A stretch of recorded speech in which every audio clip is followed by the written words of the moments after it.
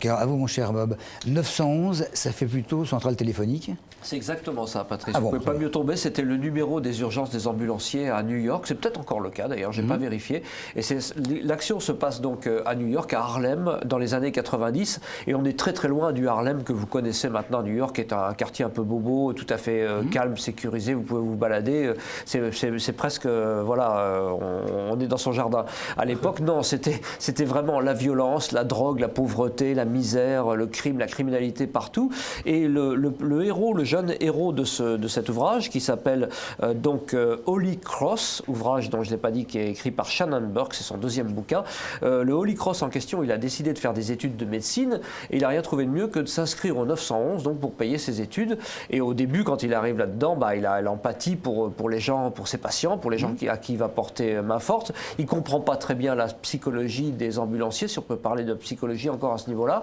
Mais quand même, il essaye de leur ressembler un petit peu pour s'intégrer au groupe. Et petit à petit, il s'aperçoit qu'en fait, c'est son unique famille, c'est le seul lien qu'il a dans la société, c'est ça, c'est les gens avec qui il travaille. Et il se rend compte que lui, en tant qu'ambulancier, représente quelque part justement le gouvernement qui est haï dans ces régions-là, dans cet endroit-là.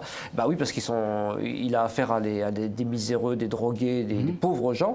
Et donc, lui représente quelque part un peu l'autorité. Mais pourquoi il représente l'autorité puisqu'il vient en aide? Oui, mais c'est comme ça que les gens le perçoivent, un petit peu comme les pompiers qui se font caillasser ou les toubibs qui se font buter quand ils vont... Oui, mais c'est la société, l'engrenage qui s'est fait de cette manière-là. Et donc petit à petit, en fait, on s'aperçoit au fur et à mesure des pages, au fil du bouquin, que sa psychologie évolue et il devient comme ces ambulanciers. Et au bout d'un moment, à force de voir des horreurs, et là, elles sont décrites de façon on ne peut plus lapidaire, avec des mots justes, et vraiment, ça fait froid dans le dos. Hein. À force de voir tout ça, il a une sorte de dégoût, de recul, et puis finalement de cynisme.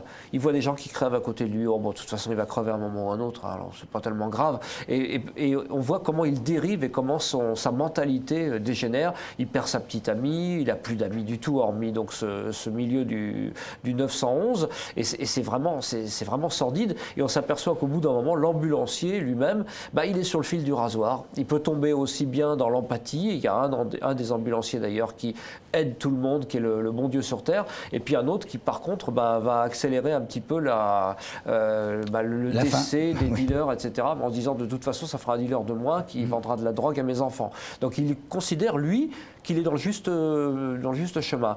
Et l'intérêt de ce roman avec Shannon Burke, c'est qu'il ne juge pas. Il nous montre les faits, il nous montre la métamorphose de ce Holy Cross sans juger, sans porter le moindre jugement. Et donc on est lecteur, spectateur, et puis on se demande un peu comment on va finir ça. Est-ce que Holly va finalement verser dans le côté obscur ou dans le côté lumineux de sa tâche? Et comment il va finir? C'est vraiment passionnant. Mais c'est un roman ou c'est un sujet de reportage? C'est presque les deux, je dirais, puisque justement Shannon Burke a été ambulancier à New York. Donc il parle vraiment d'un monde qu'il connaît. C'est son deuxième roman, donc il avait écrit déjà Manhattan Grand Angle chez Gallimard en 2007.